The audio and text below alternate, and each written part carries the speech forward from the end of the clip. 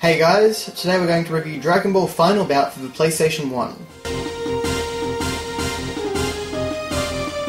This is the very first Dragon Ball game to enter the third dimension, as well as the first to represent the GT anime series. So how did it fare? Well, let's start with an important part of every fighting game, the characters. At the time, GT characters like Pan had never appeared in a video game before, so the selection was a novelty. Unfortunately, the initial character roster is pretty limited, and any characters you unlock will disappear when you turn off the PlayStation. To get around this, you have to input a code at the title screen every time you start the game. This gives us a total of 17 characters, however 6 of these are Goku variants with more or less the same moves, and another 3 are variants on Trunks. They're all slightly different, but it's a waste of a roster. Final Bout has a fairly standard control scheme, but there are a few strange choices. For example, you move with the D-pad, but unless you're holding one of the shoulder buttons, you'll move painfully slowly. And no matter what you're doing, if you have to turn around, be prepared for a long wait. It's ridiculously delayed. To unleash special attacks, the player must input Street Fighter-style button commands, although most of them are pretty simple by comparison. Every character has special key attacks, and when used, they drain power from an automatically recharging meter. Now, the two main gimmicks of the game's fighting engine are demo moves and smash meteors. Demo moves are cinematic versions of special attacks, and while they look nice, the mechanics behind them are very confusing, requiring specific button combinations that are never explained in the game itself.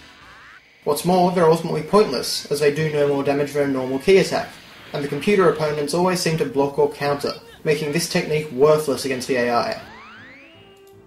Smash meteors are even worse. If you dash up to an opponent and press R2, you will knock them far away. If you then immediately press a combination of buttons, such as triangle and X, yes, triangle and X, you will start a Smash Meteor.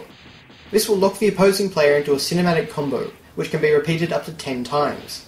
These are hugely damaging and very difficult to escape, as depending on what type of Smash Meteor the attacking player is using, one of 3 indiscernible types, you must counter with an equally specific combination of buttons at the right moment. And once again, the computer will happily abuse this system.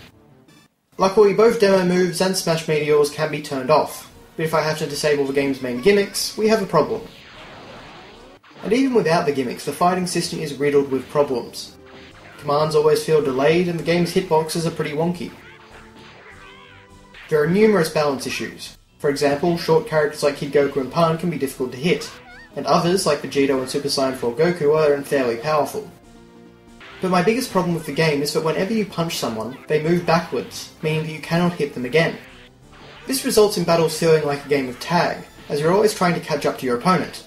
There's no finesse to anything, and it is hands down one of the most awkward fighting games I've ever played. There are 3 gameplay modes in Final Bout. The first is an arcade-style mode where you fight multiple battles leading up to a powerful end boss, Super Baby in his Ozaru form. The battle is one of the most unique things Final Bout does. For a PS1 fighting game, this enemy is gigantic, and fighting him provides a very different experience. Unfortunately, he's a bit broken. I recommend cheesing him with a small character. The next mode is the Tournament, wherein the player can compete in numerous battles to reach the top of the rankings. It's a pretty lackluster addition, especially as you can only play it with a friend. There's no computer opponents. I will admit though that it was nice having a choice between the standard Tenkaichi Budokai and the Cell games. The final mode is Build-Up mode. Here you can choose any character in the game and build them up to be more powerful.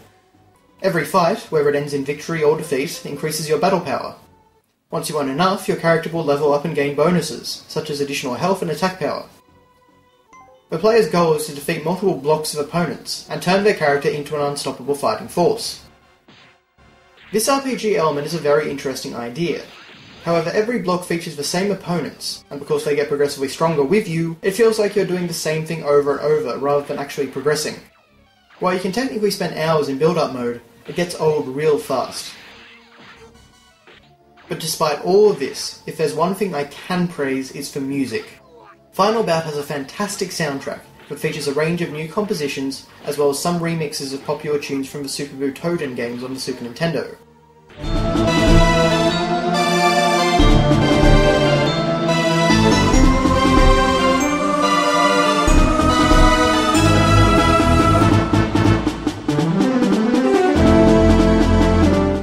The music definitely helps to stave off the monotony that is inherent in this game. The sound design isn't half bad either. There is a surprising amount of high quality voice acting, and attacks sound like they came directly from the anime, even if they don't actually look right. Visually, Final Bout is okay. The PS1 could do a lot more, but for Dragon Ball's first 3D fighting game, it doesn't look too bad. While models are blocky, they do a good job of representing each of the characters, and some of the animations are solid. Backgrounds are a bit basic, and there aren't as many as I'd like, but they do the job well enough. The standout of the visual presentation is the animated opening sequence. It's one of the best intros to any Dragon Ball game, and one of the main reasons that I originally bought Final Bout. If you haven't seen it before, I highly recommend you check it out. So how bad is Dragon Ball Final Bout? Well, it's definitely not a good game, but I would be lying if I said I didn't have any fun with it at all. If you're just looking for a fighting game, I recommend staying very far away from this one. If you're a Dragon Ball fan like me, however, you might get some enjoyment out of it. If nothing else, it's a strange and interesting part of Dragon Ball history, with a great anime opening and some fantastic music. It's just a shame that the actual fighting engine is clunky, monotonous, and partially broken. Dragon Ball Final Bout gets a 3.5 out of 10.